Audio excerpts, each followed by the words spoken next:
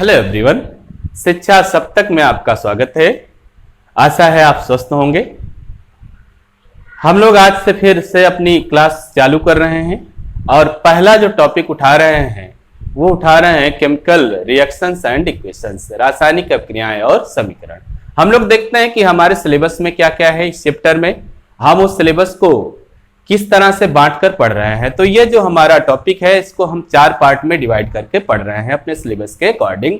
अब देखिए हम 4 पार्ट में इसको डिवाइड कैसे करते हैं। सबसे पहले तो हम लोग यही सीखते हैं कि केमिकल रिएक्शन क्या होती है, केमिकल रिएक्शंस क्या होती हैं। सबसे पहले यही जानते हैं कि रासायनिक अभिक्रियाएं क्या होती हैं। जब हम लोग ये सीख लेते हैं कि रासायनिक अभिक्रियाएं क्या होती हैं, तब हमको ये सीखना होता है कि रासायनिक अभिक्रियाओं को हम लिखते कैसे हैं, कैसे हम प्रदर्शित करते हैं पेपर पे, उसको हम लिखते कैसे हैं। तब जनरेट होता है रासायनिक समीकरण, केमिकल इक्वेशन तब आता है। तो अगला जो हमको सीखना होता है वो होता है केमिकल इक्वेशंस। जब हम केमिकल इक्वेशंस लिख लेते हैं तो ये समस्या आती है कि क्या केमिकल इक्वेशन हमारे सभी शर्तों को मानता है। तब आती है बैलेंसिंग, कि जो हम रासायनिक समीकरण लिखते हैं वो बैलेंस होना चाहिए, वो संतुलित होना चाहिए। तो अगला टॉपिक जो आता है हम लोगों का वो आता है बैलेंसिंग।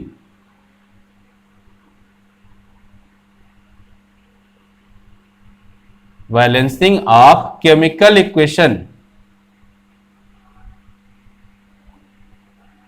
रासायनिक समीकरणों का संतुलन,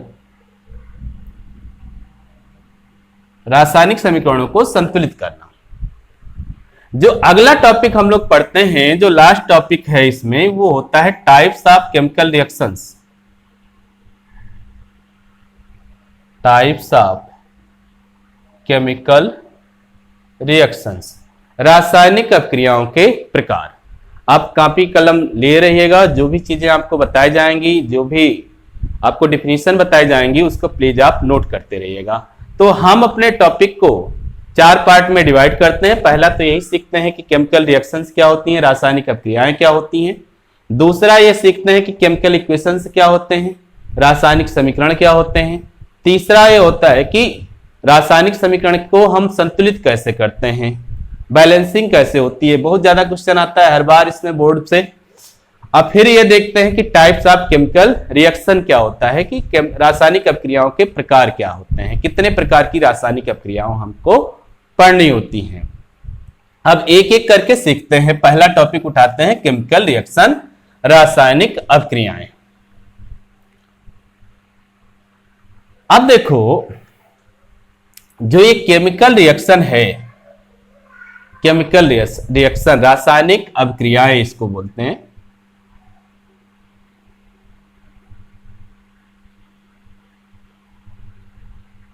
रासायनिक अभिक्रियाएं,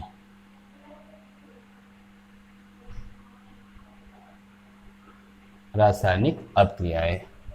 अब देखिए इसमें हम लोग 2 एग्जाम्पल देखते हैं। एक तो ये देखते हैं कि मान लीजिए हमारे पास कोई लोहे की राड है। इस लोहे की राड को हम लोगों ने छोटा छोटा करके रिंग बना दिया, छोटा छोटा करके रिंग बना दिया, ठीक। और एक क्रिया ये देखते हैं कि मान लीजिए आपके पास कोई आम है कच्चा, कोई फल है कच्चा, कोई फ्रूट है कच्चा है, फिर कोई फ्रूट पक्का है ना। कोई पक्का फ्रूट है और कोई कच्चा फ्रूट है। मान लीजिए आम है, मैंगो है। मैंगो 2 होता है, फिर मैंगो। 2 क्रियाएं हम लोग देखते हैं। एक क्रिया तो ये देखते हैं कि ये आयरन की रॉड थी लोहे की, ये रॉड थी इसकी, और इससे आपने रिंग बना दिया लोहे की, आपने छल्ले बना दिए लोहे के। एक तो क्रिया ये हुई। दूसरी क्रिया ये हुई कि कच्चा मैंगो, कच्चा आम था, फिर ये धीरे धीरे करके पक गया, धीरे धीरे करके पक गया। अब आप बताएं कि इसमें क्वालिटी किसकी चेंज हुई, इसमें क्वालिटी किसकी चेंज हुई, किस तरह की चेंजिंग दोनों में हुई। यहां तो मैंगो का शेप, साइज, क्वांटिटी ये नहीं चेंज हुई, मतलब पूरा बड़ा कच्चा आम जो मैक्सिमम अवस्था का जो पक रहा है उसकी बात मैं कर रहा हूं। तो यहां ना तो शेप चेंज हुआ आम का, ना उसकी साइज चेंज हुई, ना उसकी साइज चेंज हुई, शेप साइज नहीं चेंज हुई, लेकिन क्वालिटी चेंज हो गई, गुण परिवर्तन हो गया। यहां पर क्वालिटी में परिवर्तन हुआ, क्वालिटी चेंज है, क्वालिटी चेंज है। यहां पर किस बात का चेंज है, यहां क्वालिटी नहीं चेंज है। आयरन की ही रॉड थी और आयरन का ही रिंग है, लोहे की ही छड़ थी, लोहे का ही छल्ला है। तो यहां क्वालिटी नहीं चेंज हुई, यहां पर क्या चेंज हुआ है, शेप चेंज हुआ है, साइज चेंज हुई है, क्वांटिटी चेंज हुई है। मतलब शेप चेंज हो गई, मतलब आकृति चेंज है, रॉड से छल्ला बन गया, साइज चेंज है, लंबी से गोल हो गई, आकार चेंज है, क्वांटिटी चेंज है, मात्रा चेंज है। पहले ज्यादा मात्रा की छड़ थी, फिर छोटे छोटे करके कम मात्रा की रिंग बना दी गई। तो यहां पर क्वालिटी नहीं चेंज है, केवल शेप चेंज है, साइज चेंज है और आकार चेंज है। तो क्वालिटी अगर किसी प्रोसेस में चेंज हो जाती है, अगर किसी प्रोसेस में क्वालिटी चेंज हो रही है तो वह प्रोसेस केमिकल प्रोसेस होती है। अगर गुण परिवर्तित हो जा रहा है तब वह रासायनिक परिवर्तन हो रहा है, रासायनिक प्रोसेस हो रहा है, रासायनिक प्रक्रम हो गया। अगर क्वालिटी नहीं चेंज हो रही है, शेप साइज क्वांटिटी ही चेंज हो रही है, तो वह केमिकल चेंज नहीं होता, वो फिजिकल चेंज होता है, वो भौतिक परिवर्तन होता है। तो मैंगो का पकना, कच्चे मैंगो से पक्के मैंगो का बनना, ये जो पकना है, यहां क्वालिटी चेंज हो गई, तो ये केमिकल चेंजिंग हो गई, केमिकल चेंजिंग हो गई, रासायनिक परिवर्तन हो गया। और यहां पर क्वालिटी नहीं चेंज हुई, शेप साइज और क्वांटिटी चेंज हो गई। तो क्वालिटी नहीं चेंज हुई है, तो ये फिजिकल चेंजिंग हो गई, फिजिकल चेंजिंग हो गई, भौतिक परिवर्तन हो गया, भौतिक परिवर्तन हो गया। तो बहुत सी चीजों को आप देख सकते हैं कि भौतिक परिवर्तन और रासायनिक परिवर्तन, इस तरह से आप अपने आसपास इस चीजों को देख सकते हैं। जैसे हमारे भोजन का पचना, हमारे भोजन का पचना। आप बताओ कि आप भोजन जिस रूप में खाते हैं उसी रूप में फिर से नहीं मिलेगा हमको, और वहां जो भोजन का पचना हमारा है, मतलब हम भोजन को लेते हैं फिर वो ब्लड का फॉर्मेशन होता है, ये हम लोग जान रहे हैं। तो मान लें अगर हम मतलब फाइनल रिजल्ट अपना ब्लड ले, या कुछ भी ले सकते हैं, ब्लड ले अपना फाइनल रिजल्ट, और शुरू का रिजल्ट अपना फूड ले, तो फूड में हमारा रोटी भी हो सकती है, चावल भी हो सकता है, दाल भी हो सकता है, मिल्क भी हो सकता है। अब फाइनल रिजल्ट हमारा क्या हुआ, ब्लड हुआ। तो क्या दोनों की क्वालिटी सेम है, क्वालिटी चेंज हो गई? तो ये कौन सी चेंजिंग हो गई होगी, केमिकल की फिजिकल? केमिकल चेंजिंग हो गई, क्वालिटी चेंज है, क्वालिटी चेंज। अब देखिए कि हम मान लीजिए फुटबॉल लेते हैं, फुटबॉल लेते हैं, अब फुटबॉल ऐसे गोल सा है, उसको दबा देते हैं, अब वो चिपटा हो जाएगा। हमने उसकी क्या चेंज कर दी, शेप चेंज कर दी, साइज चेंज कर दी, क्या क्वालिटी चेंज कर दी? क्या नहीं। तो ऐसी चेंजिंग क्या कहलाएगी? फिजिकल चेंजिंग कहलाएगी, ऐसी चेंजिंग कहलाएगी फिजिकल चेंजिंग। जैसे सांस लेना, ये भी केमिकल चेंजिंग होती है, केमिकल चेंजिंग होती है। सांस आपने लिया तो ऑक्सीजन आपने लिया, ऑक्सीजन लिया, फिर ब्लड में कुछ रिएक्शंस हुई होंगी, अब फिर क्या आया, कार्बन डाइऑक्साइड निकल के आया। तो जो आपका मेन सब्सटेंस था वो था ऑक्सीजन, और जो फाइनल सब्सटेंस है वो कार्बन डाइऑक्साइड। क्या दोनों की क्वालिटी सेम है? नहीं, तो चेंजिंग हो गई होगी। या चेंजिंग कौन सी हो गई होगी? Internal changing. इंटरनल चेंजिंग मतलब रासायनिक परिवर्तन हो गया। तो इस तरह से हम लोग सीख सकते हैं कि रासायनिक परिवर्तन मतलब क्वालिटी चेंज, क्वालिटी चेंज। अब फिजिकल जो चेंजिंग होती है वो एक्सटर्नल चेंज होता है, और जो केमिकल चेंज होता है वो इंटरनल चेंज होता है। तो आप केमिकल चेंजिंग और फिजिकल चेंजिंग की बात सीख गए। अब हम लोग देखते हैं कि फिजिकल चेंजिंग और केमिकल चेंजिंग होती कैसे है। मेनली बात कर रहे हैं केमिकल चेंजिंग की। ये केमिकल चेंजिंग आ कैसे रही है? केमिकल चेंजिंग जो आती है वो इंटरनल चेंजिंग से आती है। जो रासायनिक परिवर्तन आता है, जो रासायनिक परिवर्तन होता है, ये इंटरनल चेंजिंग से आती है। इंटरनल चेंजिंग से आती है, आंतरिक परिवर्तन से आती है। आंतरिक परिवर्तन से आती है।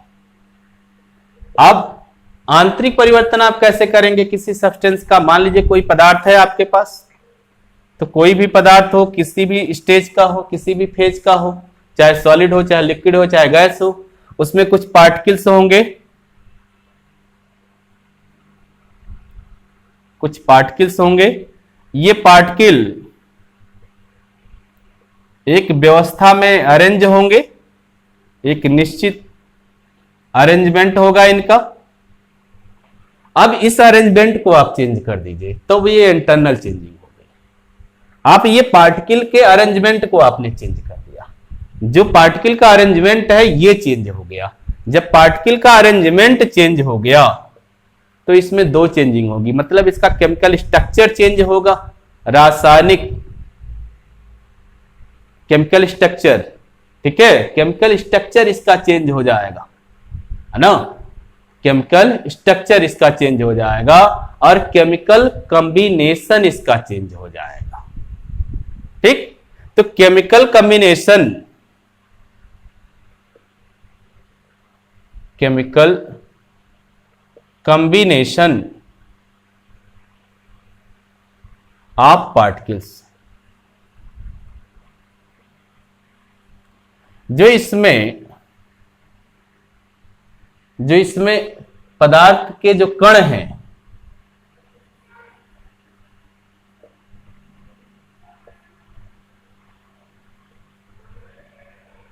रासायनिक संगठन, कणों का जो रासायनिक संगठन है,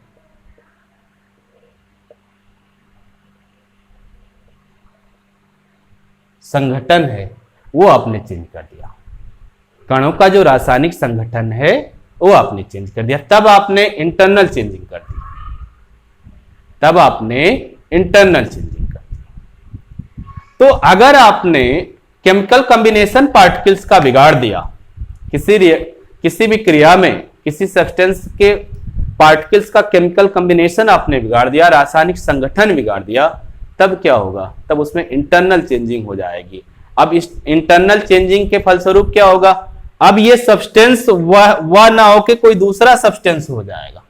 अगर केमिकल कॉम्बिनेशन बिगड़ गया तो सब्सटेंस अब वह सब्सटेंस नहीं रहेगा जो था, कोई दूसरा सब्सटेंस बन जाएगा। अब ये चेंजिंग कहलाती है केमिकल चेंजिंग। केमिकल चेंजिंग में यही होता है कि इंटरनल चेंजिंग होती है, रासायनिक संगठन कणों के परिवर्तित होते हैं, chemical combination of particles change होते हैं, केमिकल कॉम्बिनेशन पार्टिकल्स के चेंज हो जाते हैं, जिससे उसका गुण चेंज हो जाता है और नया पदार्थ फॉर्म होता है, नए पदार्थ का निर्माण हो जाता है।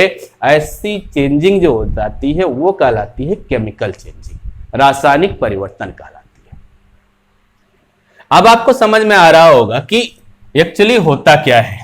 केमिकल कॉम्बिनेशन चेंज होता है जब किसी पदार्थ की क्वालिटी में चेंज होता है। किसी क्रिया से अगर किसी पदार्थ की क्वालिटी में चेंज हो रहा है तो उसका मतलब वहां इंटरनल चेंजिंग हुई होगी, केमिकल कॉम्बिनेशन बिगड़े होंगे पार्टिकल्स के।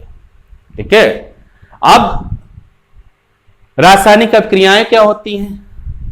रासायनिक अभिक्रियाएं वे क्रियाएं होती हैं जो केमिकल चेंजिंग के लिए रिस्पॉन्सिबल होती हैं।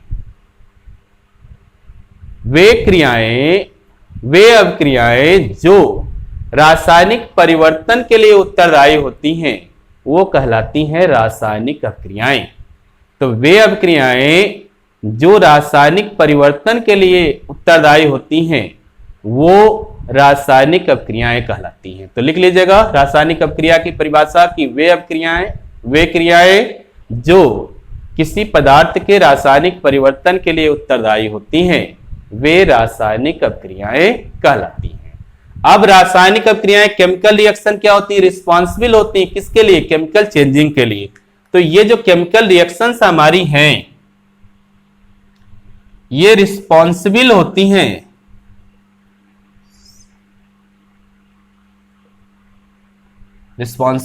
हैं केमिकल चेंजिंग के लिए।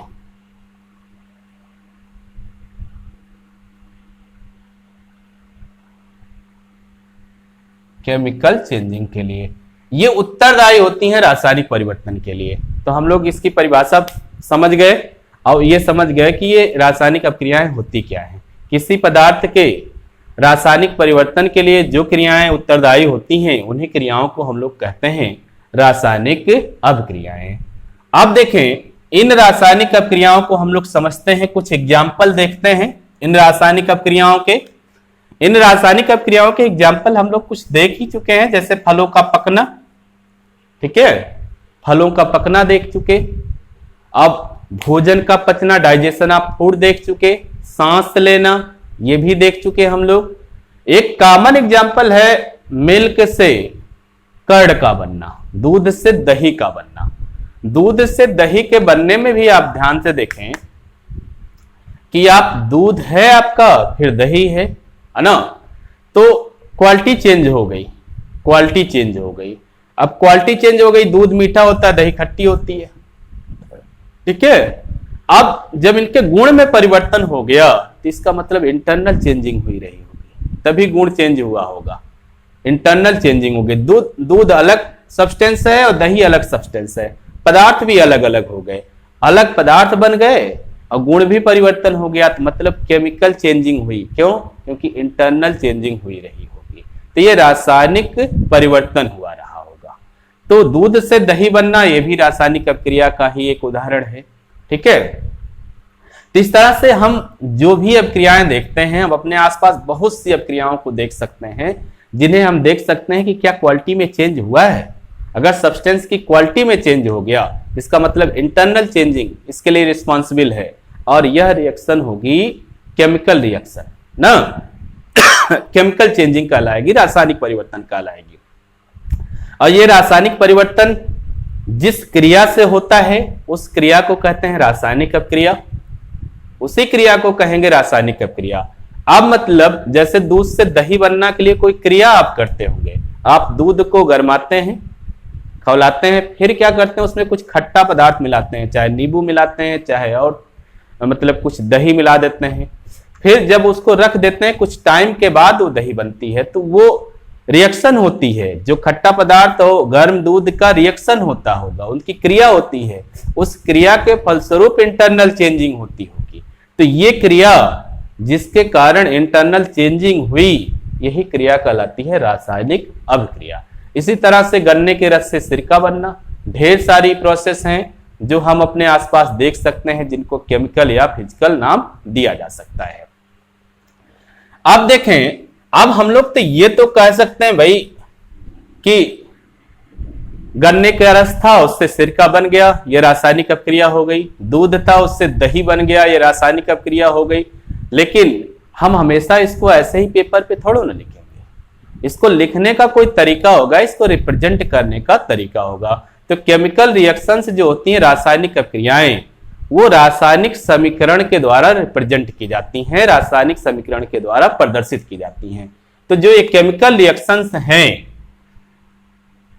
ये केमिकल इक्वेशन से रिप्रेजेंट होती हैं, केमिकल इक्वेशन से रिप्रेजेंट होती है ना। केमिकल इक्वेशन क्या होता है? रासायनिक समीकरण को प्रदर्शित करता है, रासायनिक समीकरण को प्रदर्शित करता है। तो इसकी परिभाषा भी लिख सकते हैं कि रासायनिक समीकरण को जो इक्वेशन, रासायनिक अभिक्रियाओं को जो समीकरण प्रदर्शित करता है वही समीकरण कहलाता है रासायनिक समीकरण। अब देखिए ये केमिकल इक्वेशन कैसे प्रदर्शित करेगा, किस तरह से प्रदर्शित करेगा, तो आप कहेंगे कि इसके सिंबल लिखेगा। जो भी इसका सिंबल होगा, रासायनिक अभिक्रिया में जो जो पदार्थ जो जो सब्सटेंस हैं उनके सिंबल लिख दिए जाएंगे, और उनके सिंबल जब लिखे जाएंगे तो एक इक्वेशन फॉर्म होगी, एक समीकरण बनेगा, उसी को कहेंगे हम रासायनिक समीकरण। अब देखें कैसे। मान लीजिए इन्होंने कहा कि हाइड्रोजन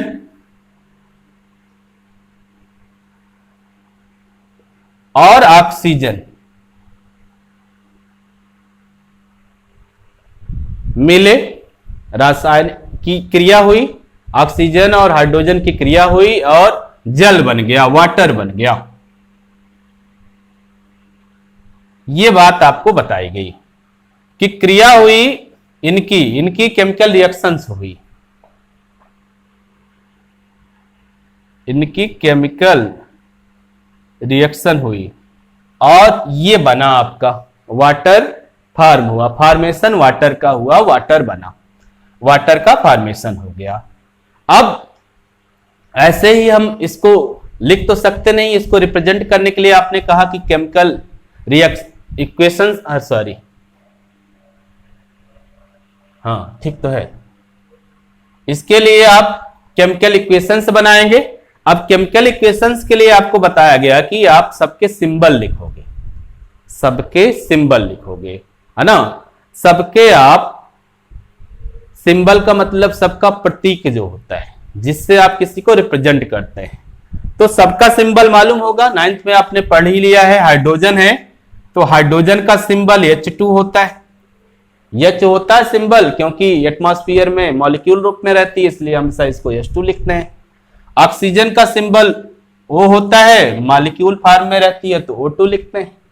और वाटर का भी हमको कंपाउंड मालूम है, इसका भी फार्मूला मालूम है H2O।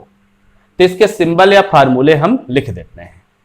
जो भी रासायनिक अभिक्रिया में भाग लेने वाले सब्सटेंस हैं उनके सिंबल लिख देते हैं और या उनके फार्मूले लिख देते हैं, और जो प्रोडक्ट बनता है, जो उत्पाद बनता है, उसके भी सिंबल और फार्मूले लिख देते हैं। तो एक चीज तो ये जान गए हम लोग कि केमिकल इक्वेशन लिखने के लिए जो भी हमारे सब्सटेंस हैं, जो भी हमारे पदार्थ हैं रासायनिक अभिक्रिया में भाग ले रहे हैं या जो भी बन रहे हैं, उनके सिंबल लिख देंगे, उनके प्रतीक लिख देंगे या उनके फार्मूला लिख देंगे, उनका सूत्र लिख देंगे। तो हमारे पास हाइड्रोजन, ऑक्सीजन और वाटर था, जलता तो सबका हम लोगों ने फार्मूला लिख दिया, वाटर का H2O, इन दोनों का सिंबल लिख दिया H2 और O2।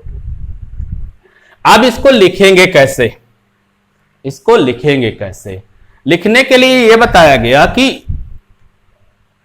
आप सब्सटेंस को दो भाग में डिवाइड कर दीजिए।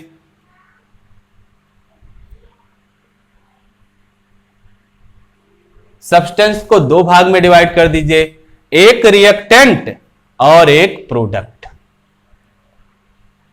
ये कहा गया कि सब्सटेंस जो आपका है इसको दो पार्ट में डिवाइड कर दीजिए। जो आपका पदार्थ है, जहां रासायनिक अभिक्रिया हो रही है, उनमें जितने भी पदार्थ हैं रासायनिक अभिक्रियाओं में, केमिकल इक्वेशंस में जितने भी पदार्थ हैं, केमिकल इक्वेशन बनाने के लिए जो भी सब्सटेंस या पदार्थ मिल रहे हैं उनको दो पार्ट में डिवाइड करो, रिएक्टेंट और प्रोडक्ट में, मतलब अभिकारक और उत्पाद में। अभिकारक और उत्पाद में डिवाइड करो, इसको अभिकारक और उत्पाद में आप डिवाइड कर दो। अब ये समस्या होती है कि अभिकारक किसको मानेंगे और उत्पाद किसको मानेंगे। आप देखें, जिसमें क्रिया होती है, जिनमें क्रिया होती है वे अभिकारक कहलाते हैं, और जो बनता है वो उत्पाद होता है। तो रिएक्टेंट या अभिकारक वो होते हैं जिनसे क्रिया होती है, जिनसे क्रिया होती है।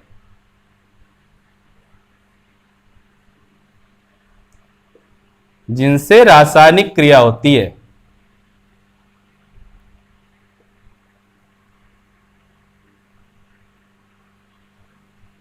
और उत्पाद क्या होता है? रासायनिक क्रिया के फलस्वरूप जो बनता है।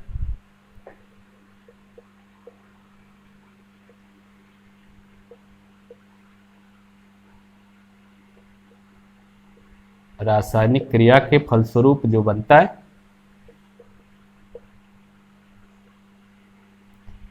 है,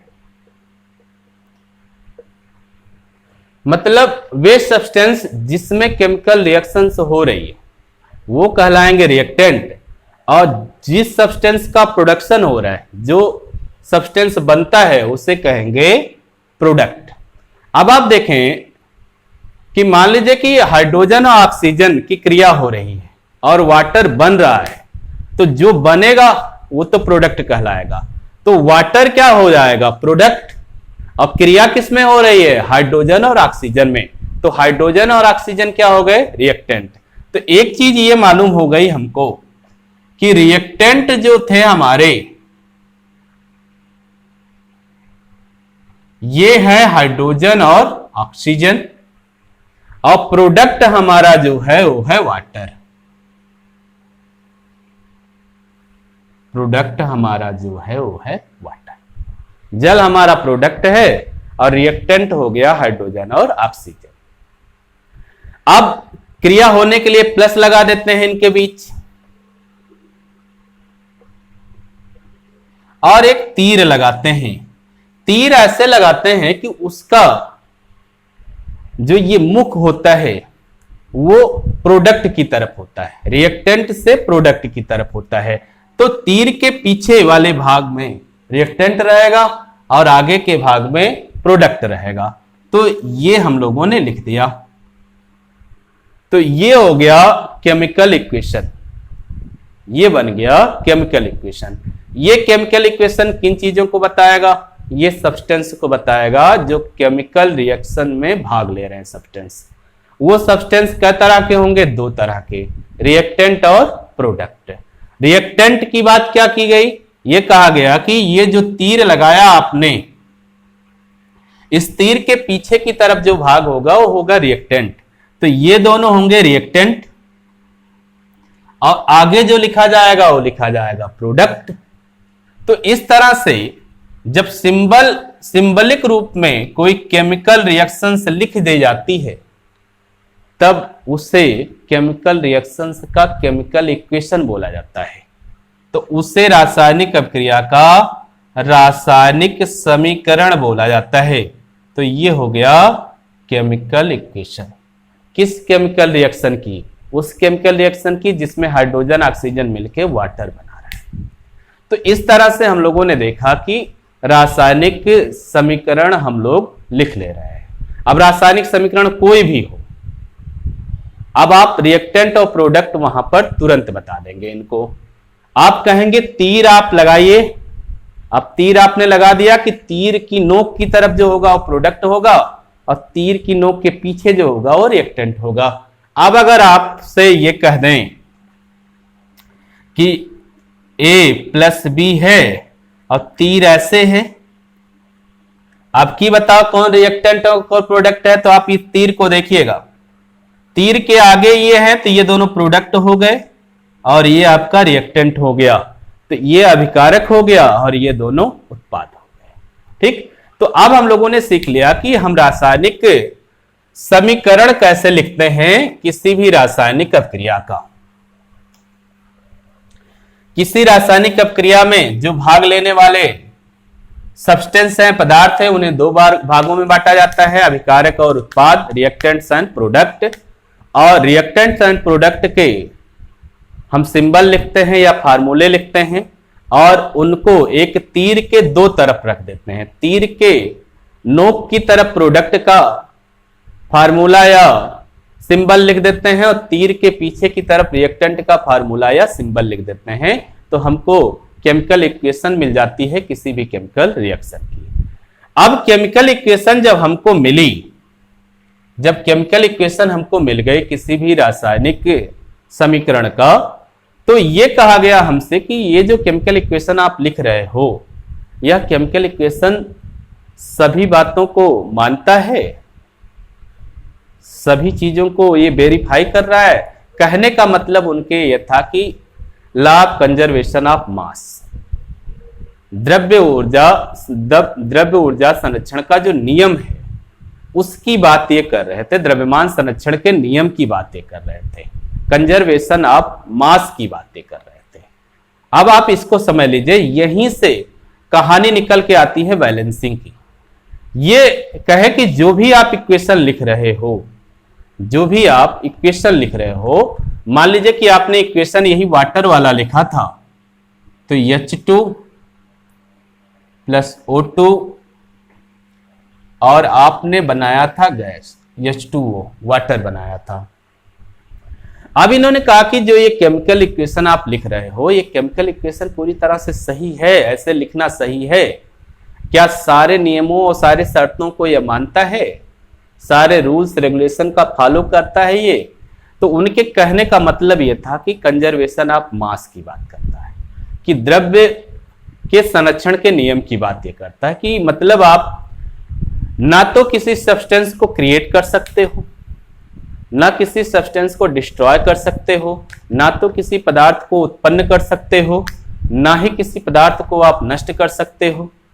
मतलब जो मास होगा किसी भी सब्सटेंस का वो बराबर होगा रिएक्टेंट और प्रोडक्ट में, उसको आप खत्म नहीं कर सकते हो। भले उसकी फिजिकल स्टेट चेंज हो जाए, भले वो सॉलिड से लिक्विड हो जाए या लिक्विड से गैस हो जाए, सॉलिड से गैस हो जाए, गैस से लिक्विड हो जाए, किसी भी फेज में चली जाए, लेकिन उसका मास चेंज नहीं कर सकते आप। तो ये बताता है कंजर्वेशन ऑफ मास का नियम।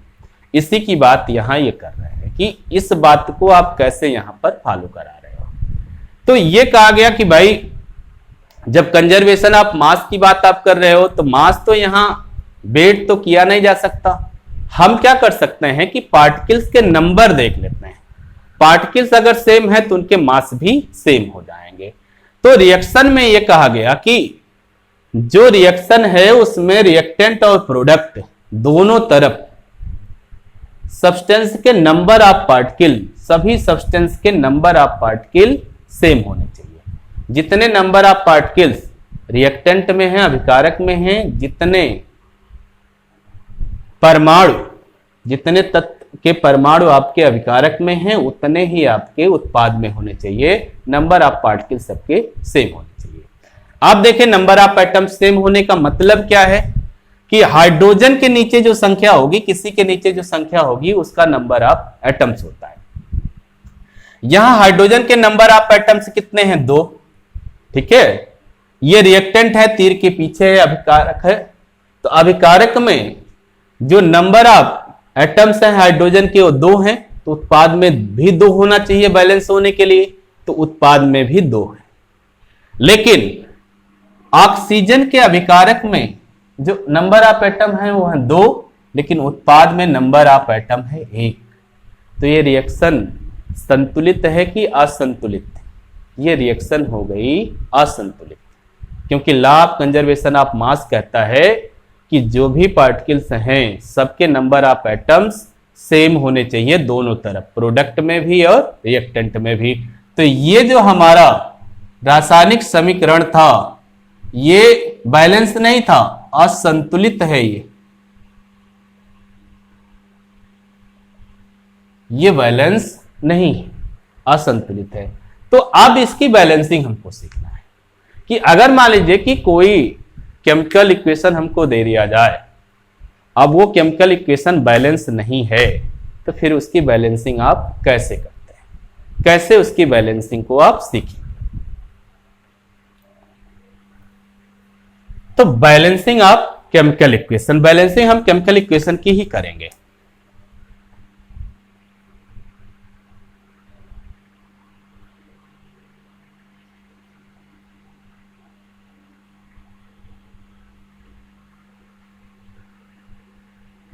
रासायनिक समीकरणों का संतुलन, रासायनिक समीकरणों को संतुलित करना।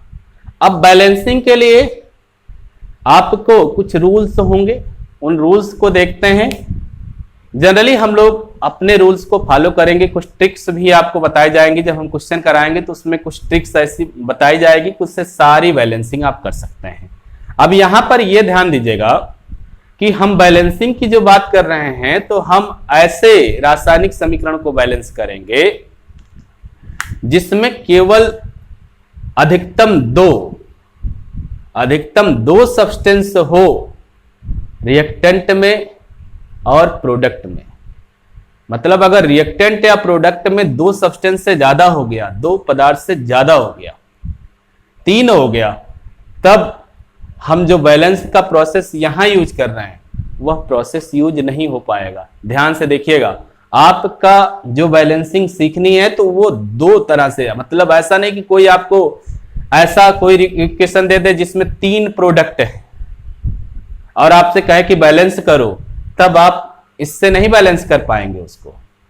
तो फिर वहां दूसरा मेथड लगेगा, उस मेथड को हम लोग बाद में सीखेंगे, तो वो रिडक्स रिएक्शन के मेथड से होगा, तो उसको बाद में सीखा जाएगा। यहां पर जो बैलेंसिंग का आपका कॉन्सेप्ट है, जो आपके कोर्स की बात है, उसमें ध्यान जरूर देना। जहां पर बच्चे बहुत मिस करते हैं वो ये है कि मान लीजिए कि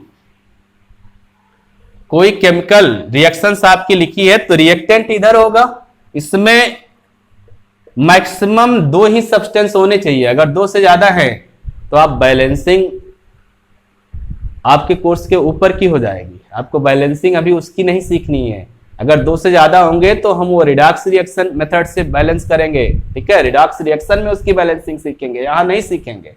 तो इस बात को ध्यान दीजिएगा, रिएक्टेंट मतलब अभिकारक और उत्पाद दोनों में अधिकतम जो पदार्थ होने चाहिए वो 2 ही होने चाहिए, मैक्सिमम सब्सटेंस 2 ही होने चाहिए। अब देखें यहां 1 हो सकता है या 2, 3 नहीं हो सकते।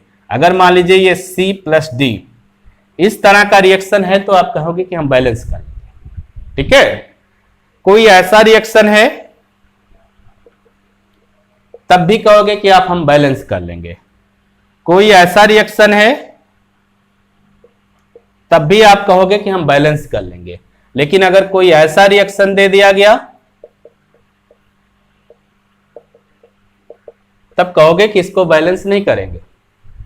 ये हमारे कोर्स में नहीं है। अभी हम इसकी बैलेंस की अलग मेथड सीखेंगे, हम थोड़ा सा इसको सिखाएंगे भी आपको, लेकिन अभी जो बात करेंगे इस बात को ध्यान दीजिएगा। ऐसे ही जितने भी रिएक्शन आपको मिलेंगे बैलेंसिंग के लिए, उसमें आप देखेंगे रिएक्टेंट और प्रोडक्ट में जो मैक्सिमम सब्सटेंस होंगे वो 2 होंगे। तो बैलेंसिंग का मेन बेसिक तो ये है, इसको आपने सीख लिया। दूसरी बेसिक ये सीखो कि बैलेंसिंग के लिए कुछ स्टेप होते हैं। सबसे पहले तो हम क्या करेंगे कि अपना केमिकल इक्वेशन लिखेंगे। पहला काम केमिकल इक्वेशन लिखेंगे।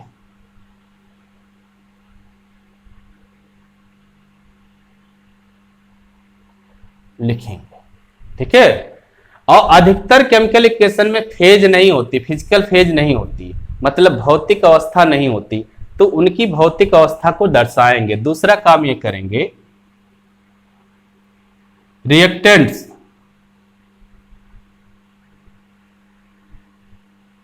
और प्रोडक्ट्स की फिजिकल फेज को दर्शाएंगे।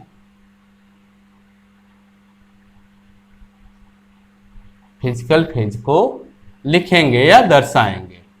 अब फिजिकल फेज का मतलब आप समझो, रिएक्टेंट या प्रोडक्ट आपका सॉलिड में अगर है तो आप ऐसे लिख देंगे नीचे, सॉलिड मतलब अगर ठोस है। लिक्विड अगर है तो ऐसे आप लिखेंगे। अगर वो गैसियस फेज का है, बहुत सी रिएक्शन आप देखेंगे नीचे ऐसे लिखा रहता है तो वो फेज बताता है, ठीक है, वो फेज बताता है। अब कहीं कहीं आपको ऐसा लिखेगा, एक्वस AQ।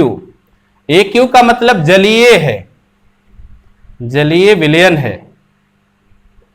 एक्वस का मतलब जलीय विलयन। अगर ए क्यू लिखा गया मतलब जिसके नीचे लिखा गया वह जल में घुला है, उसका जल के साथ विलयन है, मतलब वो लिक्विड फेज में होगा, जल में घुला हुआ होगा। एक्वस लिखा गया मतलब जल में घोल के वो है।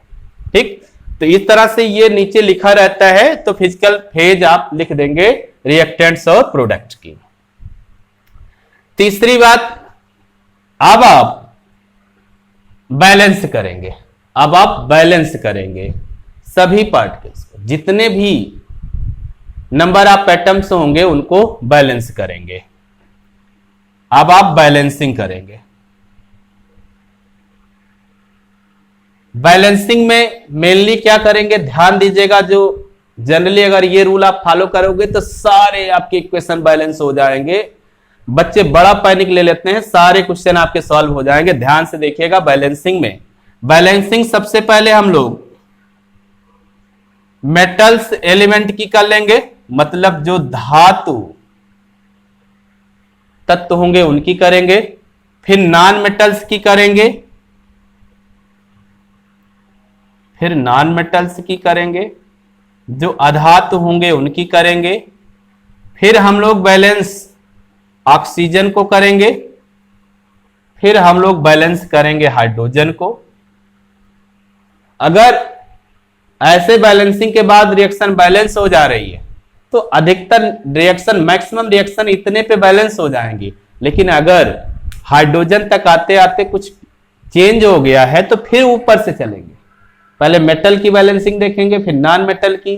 ठीक है, तो मैक्सिमम एक ही बार में बैलेंस हो जाएगा। कुछ रिएक्शंस ऐसी होंगी जहां फिर से आपको थोड़ा सा चेक करना होगा। तो ये आप चीजें अपने दिमाग में रखिएगा कि पहले हम मेटल को बैलेंस करने जा रहे हैं, फिर नॉन मेटल को बैलेंस करेंगे, फिर ऑक्सीजन को बैलेंस करेंगे, फिर हाइड्रोजन को बैलेंस करेंगे। मैक्सिमम रिएक्शन यहां तक बैलेंस हो जाएंगी। अगर कहीं हाइड्रोजन तक आते आते कुछ बैलेंसिंग में दिक्कत हो गई, कोई ऐसे पार्टिकल सब्सटेंस है जो बैलेंस नहीं हो पाए, तब हम फिर से मेटल, नॉन मेटल, ऑक्सीजन और हाइड्रोजन को देखते हैं, फिर क्रम से देखेंगे। ठीक है, एग्जाम्पल लिखते हैं तो आपको ज्यादा समझ में आएगा चीजों को।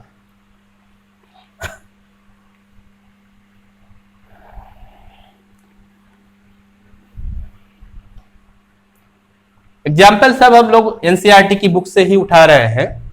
अब मान लीजिए कि पहला एग्जाम्पल हम लोग लिख लें कि आपसे कहा गया कि रासायनिक समीकरण वो लिख के भी दे देगा या आपको समीकरण देगा, है ना, समीकरण लिख के भी देगा या उसको केवल अपने ऐसे ही वाक्य में लिख देगा कि ये होगा तो क्या होगा। तो उसके इक्वेशन भी लिखने पड़ेंगे, बैलेंस भी करने पड़ेंगे, या इक्वेशन डायरेक्ट दिया रहेगा, जैसा भी होगा आप लिख लीजिएगा। मान लीजिए कि आपका आयरन है सॉलिड फेज का और वाटर के साथ रिएक्शन कर रहा है, तो वाटर जब भी आयरन के साथ रिएक्शन करेगा, मेटल नॉन मेटल की कंडीशन में हम लोगों ने पढ़ा था कि आयरन नॉर्मल वाटर के साथ रिएक्शन नहीं कर सकता। ये हीट वाटर, मतलब इसको जब ज्यादा हीट दोगे तभी ये इससे रिएक्शन करेगा, तो ये गैसियस फेज की हो जाएगी, वेपर वाटर से रिएक्शन करेगा, स्टीम या वेपर वाटर से रिएक्शन करेगा, नॉर्मल वाटर से रिएक्शन नहीं करेगा। अब बनाएगा ये Fe3O4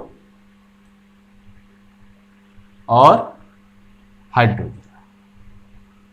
ठीक, अब मान लीजिए कि ये फेज नहीं लिखी होगी, ये फेज नहीं लिखी होगी, तो पहला काम तो आपको यही करना होगा कि इसकी फेज लिख देना होगा।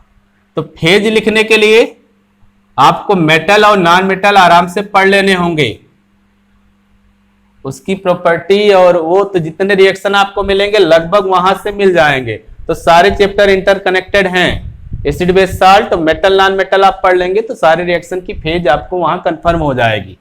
तो ये गैसियस फेज का होगा Fe3O4, सॉलिड फेज का होगा, और हाइड्रोजन गैस निकल रही तो गैसियस फेज का होगा। अब इसको बैलेंस करना है हमको, तो पहले देखें कि ये कौन कौन से इसमें एटम हैं जो बैलेंस नहीं है। आयरन को देखते हैं।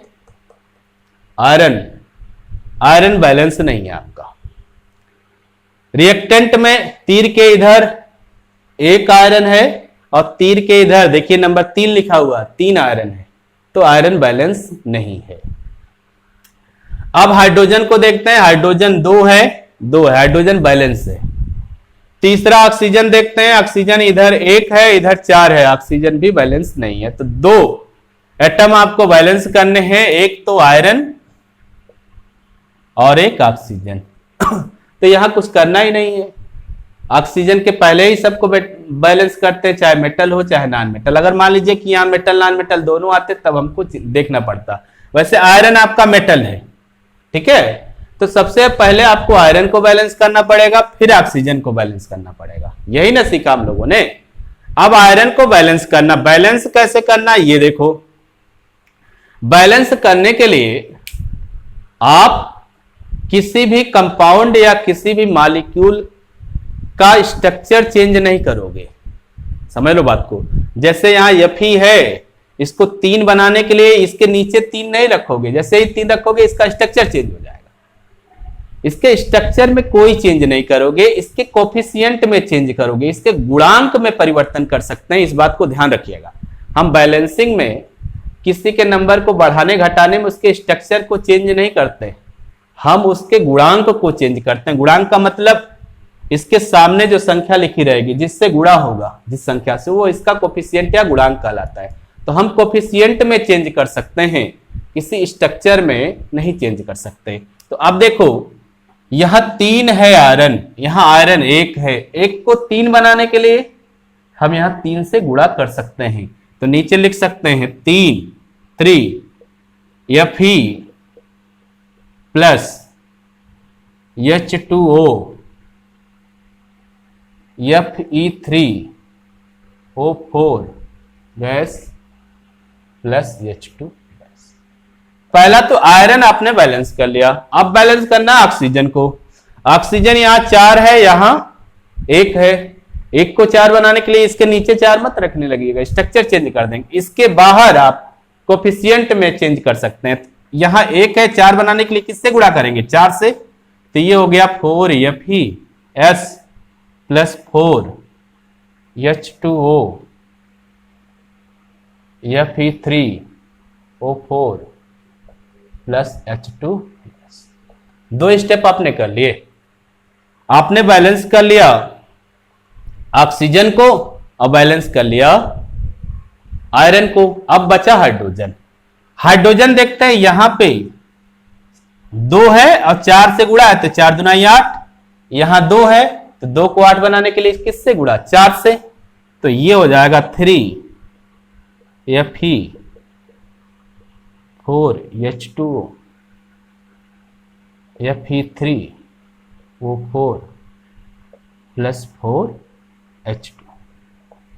तो इस तरह से आपके आयरन भी बैलेंस हो गया, ऑक्सीजन भी बैलेंस हो गया और हाइड्रोजन भी बैलेंस हो गया। हमने 3 स्टेप में इसलिए लिखा कि आप कंफ्यूज मत होइए। यहां पे हमने आपको आयरन की बैलेंसिंग सिखाई, जैसे हमने आपको बताया था, यहां फिर ऑक्सीजन की सिखाई, फिर यहां हाइड्रोजन को बैलेंस किया। अब आपकी ये पूरी रिएक्शन बैलेंस हो गई। इसी तरह से आप लिख लिख के सीखिएगा स्टेप वाइज, और 4-6 रिएक्शन आप बैलेंस कर लेंगे तो आपकी सारी बैलेंसिंग हो जाएगी। और आपके कोर्स में बहुत ज्यादा ऐसी कोई रिएक्शन नहीं आएगी जिसको आप बैलेंस ना कर पाए। बस आप याद रखिएगा, मेटल बैलेंस करना पहले, फिर नॉन मेटल, फिर ऑक्सीजन, फिर हाइड्रोजन। अब एक एग्जांपल और लेते हैं, फिर आज ही लेक्चर को यहीं पे समाप्त करते हैं।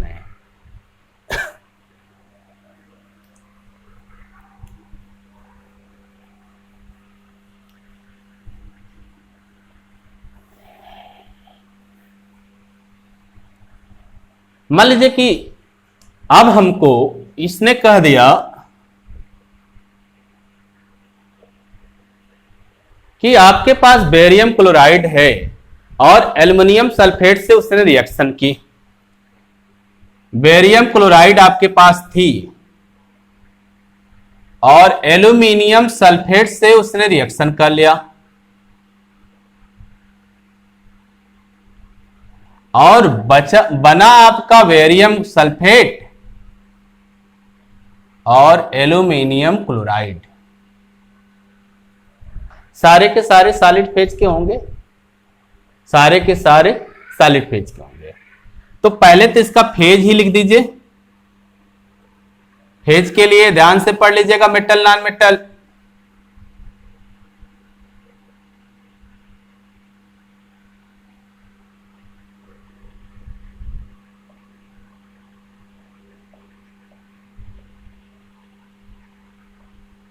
ठीक, अब सारे आपके सॉलिड फेज के होंगे।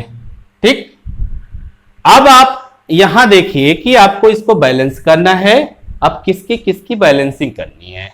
तो बैलेंसिंग पहले बेरियम और एल्यूमिनियम आपके मेटल हैं, सल्फर आपका नॉन मेटल है, और ऑक्सीजन इसके बाद सल्फर और क्लोरीन आपका नॉन मेटल है, फिर ऑक्सीजन आता है। तो देखते हैं, बेरियम तो बैलेंस है आपका, हो गया, कोई दिक्कत नहीं, एक बेरियम यहां एक बेरियम यहां। एल्यूमिनियम देखते हैं, एल्यूमिनियम बैलेंस नहीं है तो एल्यूमिनियम लिखते हैं। ठीक, पहला मेटल मिल गया आपको। फिर नॉन मेटल में आपके सल्फर और क्लोरीन है, क्लोरीन यहां 2 वहां 3, तो क्लोरीन भी आपका बैलेंस नहीं है। सल्फर देखते हैं, सल्फर यहां 3 है, नीचे 3 से गुणा है ना 3, और यहां सल्फर 1 है, तो सल्फर भी आपका बैलेंस नहीं है, सल्फर भी नहीं है, क्लोरीन भी नहीं है। अब ऑक्सीजन देख लेते हैं, ऑक्सीजन 4 12, देखो भाई 3 यहां 4 यहां, 4 12 और 4 इधर, तो ऑक्सीजन भी आपका बैलेंस नहीं है। तो ये बैलेंस करने हैं आपको, पहले एल्यूमिनियम को, फिर सल्फर और क्लोरीन को, फिर ऑक्सीजन को, यही ना क्रम हुआ। पहले हम लोग एल्यूमिनियम को बैलेंस कर लेते हैं। एल्यूमिनियम हमारा यहां 2 है और यहां एल्यूमिनियम 1 है। 1 को 2 बनाने के लिए 2 से गुणा कर लेते हैं, नहीं, एल्यूमिनियम हमारा, हाँ ठीक तो है, sorry, BaCl2 plus Al2SO4 thrice, ये हो गया आपका BaSO4 plus 2AlCl3। Aluminium balance कर लिया आपने। एल्यूमिनियम के बाद किसको बैलेंस करना है? सल्फर और क्लोरीन को। सल्फर को देखते हैं, सल्फर यहां पर 3 है और यहां सल्फर 1 है। 1 को 3 बनाने के लिए किससे गुणा? 3 से। अब 3 से गुणा करने के लिए सल्फर को बैलेंस कर रहा हूं, तो BaCl2 plus Al2SO4 thrice,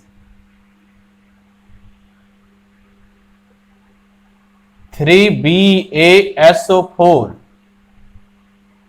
plus 2AlCl3। अब आपने बैलेंस कर लिया किसको? सल्फर को। सल्फर के बाद क्लोरीन आ गई। क्लोरीन की बात आप कर लें, क्लोरीन यहां पर 2 है, और नहीं, यहां पर क्लोरीन आपकी 2 है और यहां क्लोरीन आपकी 6 है। तो 2 को 6 करने के लिए किससे गुणा करना पड़ेगा? 3 से। तो ये हो गया 3 BaCl2 plus Al2SO4 thrice 3 BaSO4 solid plus 2AlCl3। तो आप कहां तक आ गए? मेटल और नॉन मेटल को बैलेंस कर लिया। अब बचा ऑक्सीजन। ऑक्सीजन की बात करो आप, ऑक्सीजन 4 12 और ऑक्सीजन 4 12, ऑक्सीजन बैलेंस हो चुकी है। ठीक है, अब बाकी सब बैलेंस ही हो चुका है, बेरियम, क्लोरीन सब बैलेंस हो चुका है। तो ये जो आपकी रिएक्शन हो गई, ये आपकी बैलेंस्ड रिएक्शन हो गई।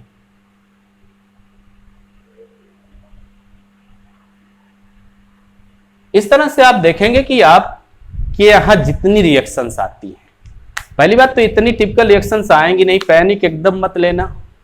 एनसीईआरटी की किताब आप खोल के देखना, जितने भी क्वेश्चन या कोई भी वो, आप ध्यान से देखना, कोई भी क्वेश्चन उठाना आप बैलेंसिंग आराम से कर लोगे। ध्यान ये देना कि प्रोडक्ट रिएक्टेंट में मैक्सिमम 2 ही सब्सटेंस होने चाहिए, 2 से ज्यादा होंगे तो आप छोड़ देना ना। अभी इसकी बैलेंसिंग हमने नहीं सीखी है, जब सीखेंगे तब करेंगे, ठीक है। तो ये अनुमान विधि होती है, इसे अनुमान विधि बोलते हैं, ठीक है। तो इससे आप उसी रिएक्शन को बैलेंस कर सकते हैं जिसमें मैक्सिमम 2 सब्सटेंस या प्रोडक्ट हो, ठीक है। तो इसके लिए आप 4 बातों का ध्यान रखिएगा। पहली बात तो ये, पहले तो रिएक्शन लिख लीजिएगा, फिर फिजिकल फेज लिख लीजिएगा, फिजिकल फेज के बाद उसकी बैलेंसिंग चालू कीजिएगा। बैलेंसिंग में याद रखिएगा मेटल, नॉन मेटल, ऑक्सीजन और हाइड्रोजन, मैक्सिमम रिएक्शन बैलेंस हो जाएंगी। अगर कोई रिएक्शन नहीं बैलेंस हुई हाइड्रोजन के बाद भी, तब फिर से आप देखिएगा, ऊपर से जैसे ही देखना चालू करेंगे 2-3 स्टेप में वो बैलेंस हो जाएगी। ऐसा रेयर मिलेगा आपको, बहुत कम मिलेगा, ठीक है। आज के लिए इतना ही, धन्यवाद, आपका दिन शुभ हो।